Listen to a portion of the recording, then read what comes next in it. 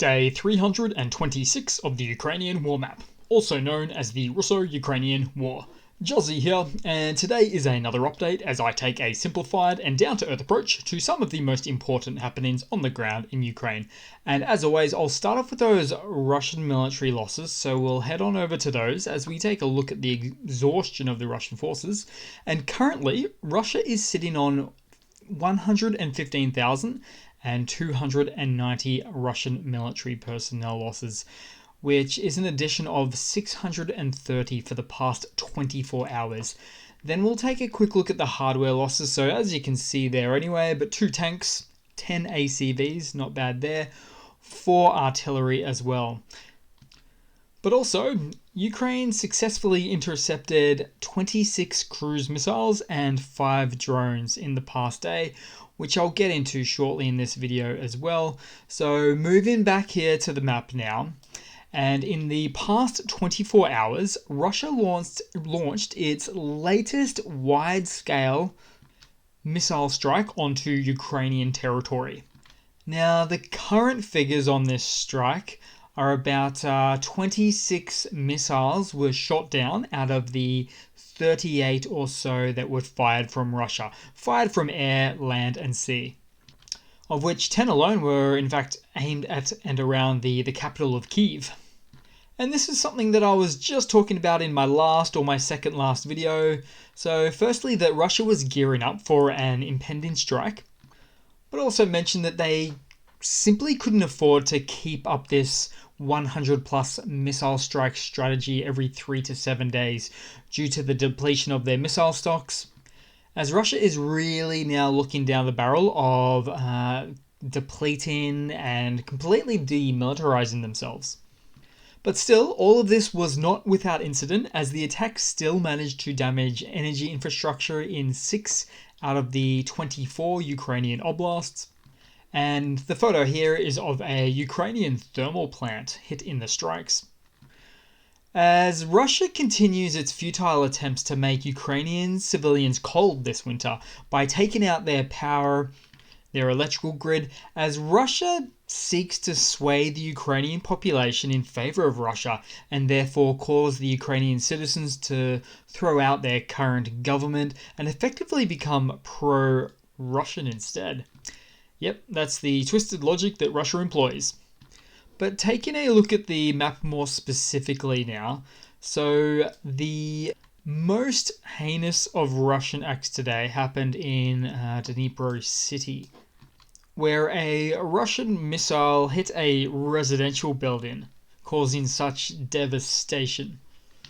And I would have actually expected this one to be a cruise missile, but this one, well, it seemed to be a KH-22 missile, which is 1960s old, large, unreliable, and above all, famously inaccurate for its job that it's designed to do, which is actually to hit large targets like aircraft carriers. And so many people at the scene were just resolutely against Russia as a result of the attack, as you can guess, really. It did nothing, less than nothing, to win the minds and the hearts of the Ukrainian people. That is for darn certain. And you know, acts like these will be tried as blatant war crimes and considered to be deliberate targeting of civilians, whether or not it was negligence, incompetence, or just plain deliberate.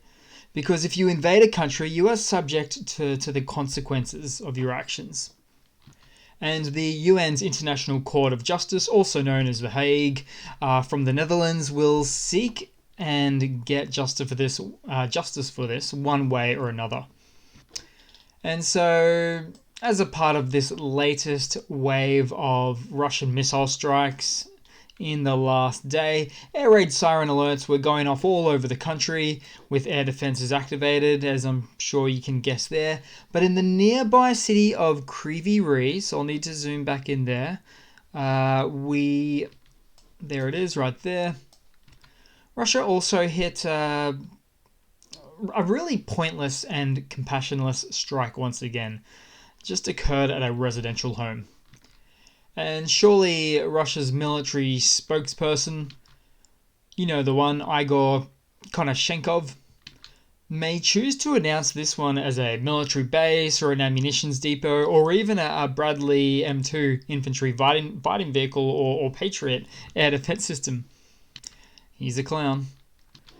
Then we'll move across to the Donbas section where multiple offensives are ongoing from both sides.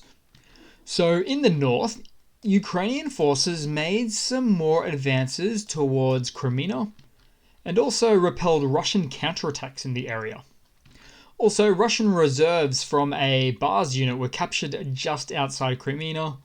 Now, these Russian military Bars units are effectively a reservist force made out of an odd assortment of various people, and sometimes known to be quite combat ineffective, especially in this instance, as they're now POWs.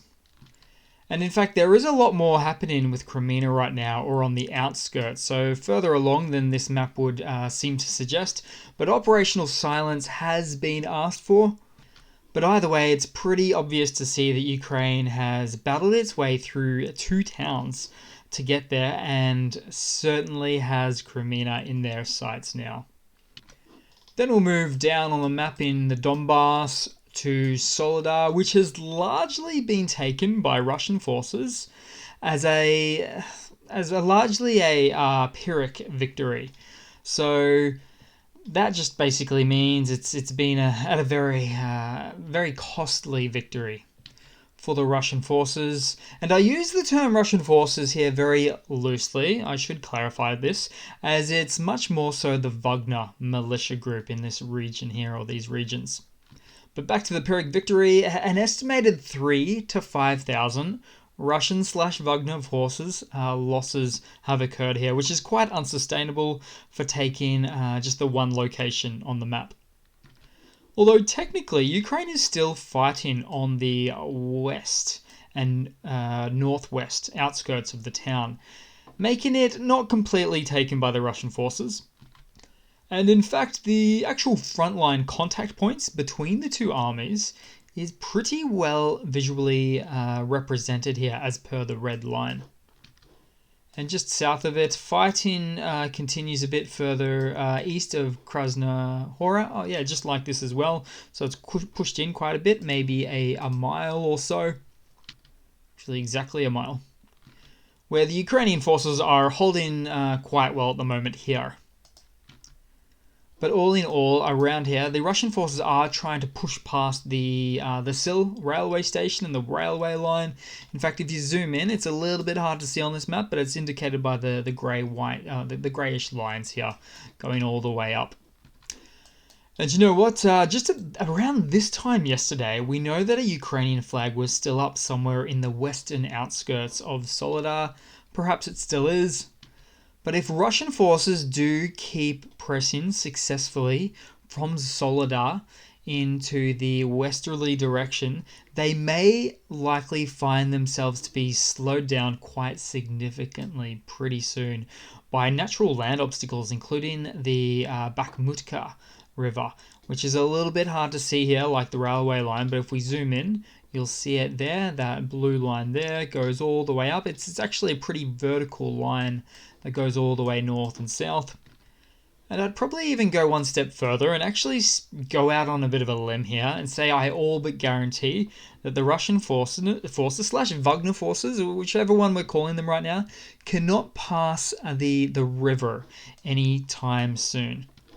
Because if you just choose to follow it all the way up, you will see something a little bit interesting. So rivers, as you can see, have always been something of a demarcation point for Russian forces. In other words, pretty much a natural boundary line that they can never seem to really cross.